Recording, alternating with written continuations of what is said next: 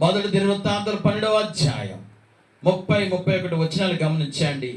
ఎఫ్రాయిము, మనష్షే ఈ గోత్రాల వారు తమ పితరుల కంటే ఇంటి వారిలో పేరు పొందిన పరాక్రమశాలలు వీళ్ళు.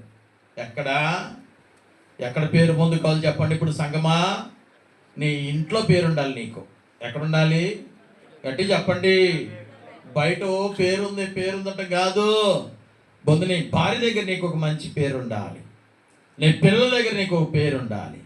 నీ తల్లిదండ్రుల దగ్గర నీకు ఒక మంచి పేరు ఉండాలి. అర్థమైందా? ఎలాంటి వారిని దేవుడు నడిపిస్తున్నాడు? అందరిని కాదు. అందరు యుద్ధం కాదు.